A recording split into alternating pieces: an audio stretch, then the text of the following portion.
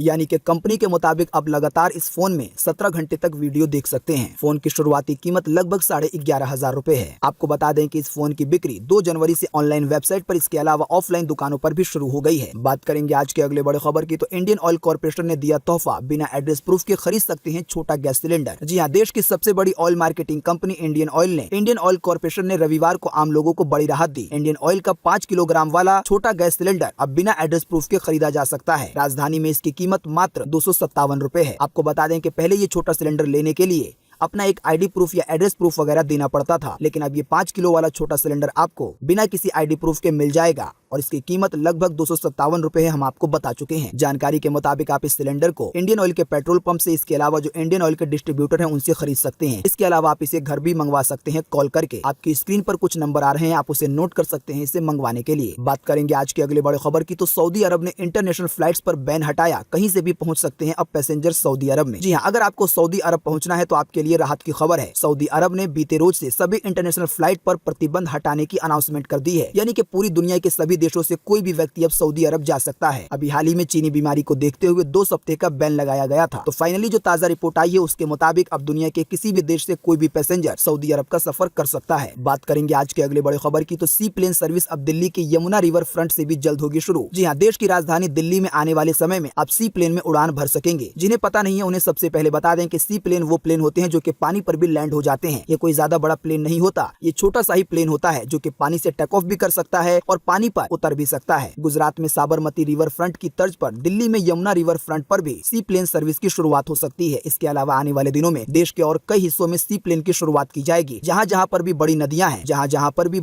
हैं, तो वहाँ पर इसकी शुरुआत हो सकती है। बात करेंगे आज के अगले बड़े खबर की, तो एयर इंडिया ने शुरू की भारत और ब्रिटेन के बीच टिकट बुकिंग। आइए बताएं पूरी जानकारी। जी हाँ, एयर इंडिया ने बीते रविवार को अपने यात्रियों को बड़ी राहत देते हुए ब्रिटेन की उड़ानों की टिकट की बुकिंग फिर से शुरू कर दी है। एयर इंडिया ने ट्वीट करते हुए कहा है कि भारत और ब्रिटेन के बीच एयर इंडिया की बुकिंग खुल चुकी है। जो भी यात्री ब्रिटेन का सफर करना चाहते हैं भारत से, तो वो लोग टिकट की बुकिंग कर सकते हैं। अधिक जानकारी आपको एयर इंडिया की वेबसाइट पर मिल जाएगी। बात करेंगे आज के अगले बड़े खबर की, तो 10वीं पास वालों की भी हो सकती है सेना में भर्ती। देश की सेवा करने के साथ मिलेगी सरकारी नौकरी। जी हाँ, अगर आप भारतीय सेना में नौकरी के लिए तैयारी कर रहे हैं तो ये आपके लिए अच्छी खबर है। ताजा जानकारी के मुताबिक इंडियन आर्मी की तरफ से कई पदों पर भर्तियां निकाली गई हैं। 1 मार्च 2021 से 16 मार्च 2021 के बीच ऊना के इंदिरा गांधी स्पोर्ट स्टेडियम में एक रैली की जाएगी और यहीं पर कैंडिडेट का सिलेक्शन किया जाएगा। तो जो भी लोग इंडियन आर्मी में नौकरी करना चाहते हैं और अगर वो सिर्फ 10वीं पास हैं, तो वो इस मौके का फायदा उठा सकते हैं। आवेदन करने की अंतिम तारीख 13 फरवरी 2020 है। इसके अलावा आपको बता दें कि 16,500 पदों पर भी भर्तियां निकाली गई हैं टीचरों के लिए। अगर आप टीचिंग फील्ड में जॉब ढूंढ रहे हैं तो आपके लिए ये सुनहरा मौका है। जानकारी के मुताबिक प्राइमरी टीचरों के पदों पर भर्तियां निकाली गई हैं। इसके तहत कुल 16,500 पोस्ट पर भर्तियां की जाएंगी। जो भी उम्मीदवार इस वैकेंसी की योग्यता को पूरा करते हैं तो वो लोग 6 जनवरी 2021 से पहले ऑनलाइन अपना आवेदन कर सकते हैं। तो दोस्तों, अभी हमने आपको 2 तरह की वैकेंसी के बारे में बताया है। इसके लिए हम आपको इसी वीडियो के नीचे डिस्क्रिप्शन में एक लिंक देंगे, जिस पर आप क्लिक करके इन दोनों ही वैकेंसी के बारे में अधिक जानकारी प्राप्त कर पाएंगे। आप जान पाएंगे कि कैसे अप्लाई करना है, कहां से अप्लाई करना है, कौन लोग अप्लाई कर सकते हैं। इसके अलावा भी आप लिंक द्वारा बहुत कुछ जान पाएंगे। दोस्तों, अगली खबर के बारे में बताने से पहले आपके लिए एक बड़ा सर्वे और एक बड़ा सवाल। अगर आप इसमें हिस्सा लेंगे तो इससे बहुत कुछ पता चलेगा। आपको इसी वीडियो के नीचे कमेंट बॉक्स में कमेंट करके बताना है कि भारत का वो कौन सा शहर है जहां पर सबसे कम अपराध होते हैं। तो फटाफट से आप अपना जवाब इसी वीडियो के नीचे कमेंट बॉक्स में लिखिए अपनी पर्सनल राय के हिसाब से और बताएं कि हमारे भारत में ऐसा कौन सा शहर है, उसका क्या नाम है जहां पर अपराध सबसे कम होता है। बात करेंगे आज के अगले बड़े खबर की, तो जज बनने के लिए 3 साल की वकालत अनिवार्य हो, बार काउंसिल सुप्रीम कोर्ट से करेगी गुहार। जी हाँ, बार काउंसिल ऑफ इंडिया ने न्यायिक अधिकारी यानी कि जज बनने के लिए कम से कम 3 साल की वकालत को अनिवार्य करने की मांग की है। आपको बता दें, BCI वकीलों की एक संस्था है जिसका ये कहना है कि जो भी लोग हमारे देश में जज बने तो उसने कम से कम 3 साल तक की वकालत की हो तो ही उसे जज बनाया जाए। BCI का कहना है कि वकील के तौर पर व्यवहारिक अनुभव नहीं रखने वाले ज्यादातर जो जज हैं वो मामले का निपटारा सही से नहीं कर पाते, यानी कि सही फैसला नहीं दे पाते। इसी की वजह से BCI अपनी मांग को सुप्रीम कोर्ट में रखने जा रहा है। अगर सुप्रीम कोर्ट ने बात मान ली तो आने वाले दिनों में जज वही बनेंगे जिनके पास कम से कम 3 साल का एक्सपीरियंस होगा एडवोकेट का। बात करेंगे आज के अगले बड़े खबर की, तो दिल दहला देने वाली घटना, निवस्त अवस्था में मिला महिला का शव, इलाके में सनसनी। जी हाँ, झारखंड के रांची से एक दिल दहला देने वाली घटना सामने आई है। यहाँ के और मांझी थाना क्षेत्र के एक महिला का निर्वस्त्र अवस्था में सिर कटा हुआ शव बरामद किया गया है। यानी कि महिला के शरीर पर सही से कपड़े भी नहीं थे। पुलिस ने बताया है कि शव की शिनाख्त भी अभी तक नहीं हो पाई है। मामले में रांची ग्रामीण के एसपी नौशाद आलम ने रविवार को कहा कि महिला का शव बरामद कर लिया गया है और उसे परीक्षण के लिए भेज दिया गया है। उसके साथ बलात्कार जैसी हरकत की गई है या नहीं, इसकी बात पोस्टमार्टम में पता चलेगी। तो दोस्तों, हमने आपको वीडियो के शुरू में बताया था कि हमारे देश में कई हादसे हुए हैं। तो पहला हादसा हमने आपको बताया शमशान घाट को लेकर, जिसमें 23 लोगों की जान गई। दूसरा हादसा हमने आपको बताया किसानों को लेकर, जिसमें एक किसान ने अपनी जान खुद दे दी।